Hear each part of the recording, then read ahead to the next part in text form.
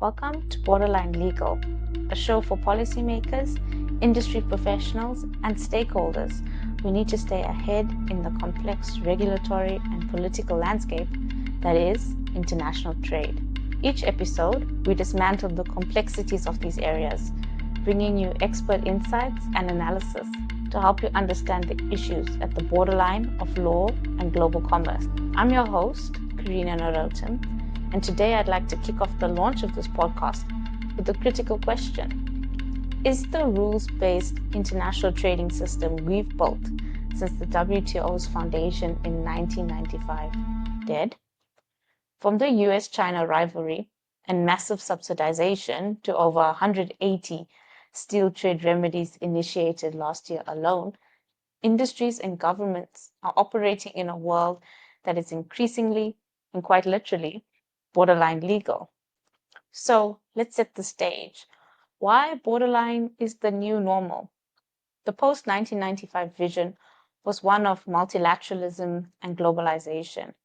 The GATT, General Agreement of Tariffs and Trade, provided the rules, and free trade was the proverbial status quo, with carefully defined exceptions through trade remedies like safeguards, anti-dumping, and countervailing duties. But that vision is shifting. We're moving rapidly from global multilateralism to regionalism. Think SADC, SACU, and a stark rise in protectionism. The drivers? Geopolitics. It is the force beneath the surface. The US and China trade wars saw the US leveraging tariffs to address its massive trade deficit, while China fiercely defended its position as the world's dominant producer. And let us not forget the COVID-19 pandemic, which shattered the illusion of invincible global supply chains, forcing every nation to rethink its dependency on others. So what are the clear takeaways? The rulebook is no longer static.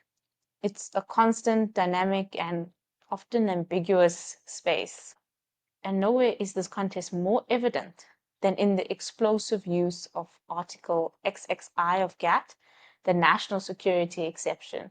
Some like to term it Article 21. This clause is the ultimate get out of jail free card in trade law. It allows a country to take any action it considers necessary for the protection of its essential security interests. Historically, or what one would think would be the intention, was that this would be used as an option of last resort. The line most didn't actually cross.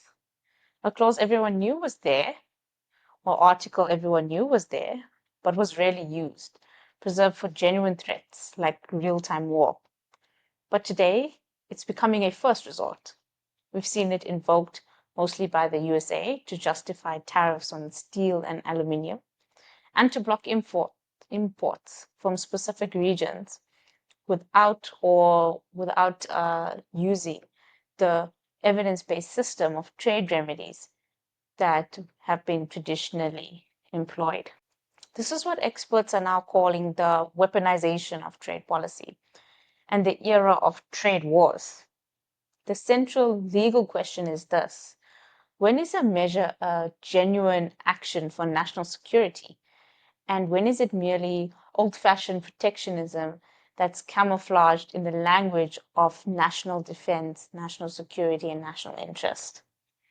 The problem is the wording, which, when quoted directly, states that nothing in the GATT shall be construed, A, to consider any contracting party to furnish any information for the disclosure of which it considers contrary to its essential security interests, and most pertinently, subsection B, to prevent any contracting party from taking any action which it considers necessary for the protection of its essential security interests. The key issue lies in the wording which it considers necessary. This is subjective language, giving the invoking country immense and, you could argue, virtually unchecked power.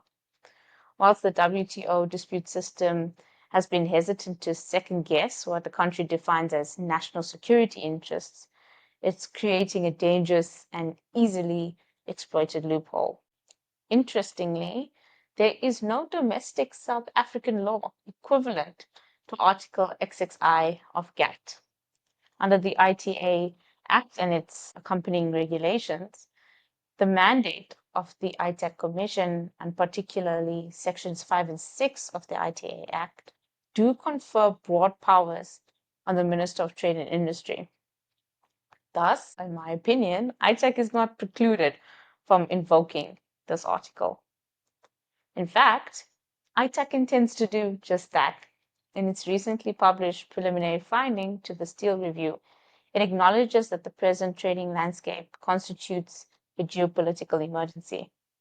South Africa, at this point, has been caught in the crossfire of this global trade war. On the one hand, it intends to preserve relations with the USA and the West. On the other hand, the promise of autonomy from Asia and BRICS remains ever persuasive. Turning back to the issue of national security, you may be wondering what of the WTO's own dispute settlement and appellate bodies. Surely these checks and balances should be keeping governments in check. Unfortunately, that safety net has, for all intents and purposes, collapsed. The United States strategically blocked the appointment of new judges to the appellate body, rendering it unable to hear new appeals. The result? Disputes are often never truly resolved. A country can win a case at the panel stage, only to have the loser appeal that decision into the void, a process that trade experts aptly call appealing into the abyss. So when a country invokes Article XXI, the chances of facing a timely, legally binding challenge are slim to none. This institutional capitulation has, in effect, given a green light to the very weaponization we are seeing in recent history and discussing today. This ambiguity creates a domino effect. If one major economy invokes Article XXI with impunity, it gives the green light for others to do the same for their industries, which, honestly speaking, they actually have no choice but to do. This risks unraveling the entire system of predictable rules-based trade. And what will be extremely curious in the months to come, we will see what will replace that, if any. Or perhaps we will revert to the system we used to use. However, I think that would be rather unlikely. So, what does this mean for you as our listeners? For industries, this means unprecedented risk, cost, and complexity. Your supply chains are now subject to sudden unilateral tariffs that are nearly impossible to challenge legally. Whereas you might still succeed domestically, taking anything on at the WTO will not assist. You must now map your supply chains not just for cost, but for geopolitical risk. For policymakers, the mandate is clear.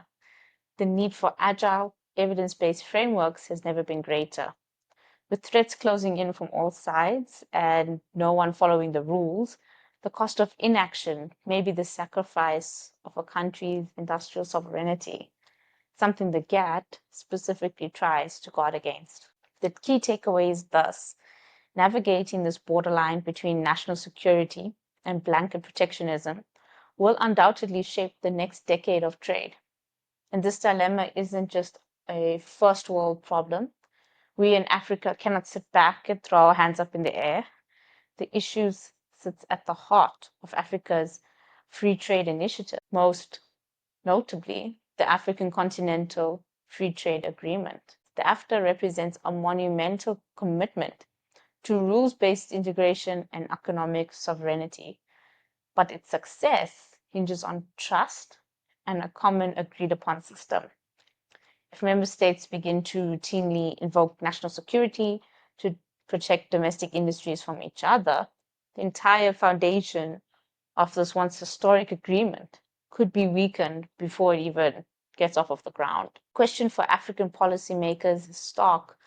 Will the continent harness African continental free trade to build a cohesive, resilient trading bloc? Or will it fragment into 50 plus smaller markets, hiding behind security exceptions? The choice will define Africa's economic future, as most nations are developing nations. So this is just one borderline that we're navigating.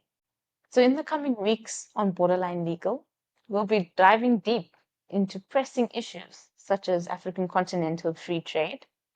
We'll unpack the EU's carbon border adjustment mechanism. Is it a climate policy or green protectionism? We'll go local and investigate new battlegrounds for SARS, combating illicit trade, illicit financial flows, and misdeclaration that cost the South African economy probably billions annually. And we'll debate the very future of the WTO itself. So, in that respect, thank you for listening to this first episode of Borderline Legal. If you work in trade, consider this your new essential guide to politics, economics, and trade diversification. To ensure you never miss an episode, I kindly ask that you subscribe now. Thank you.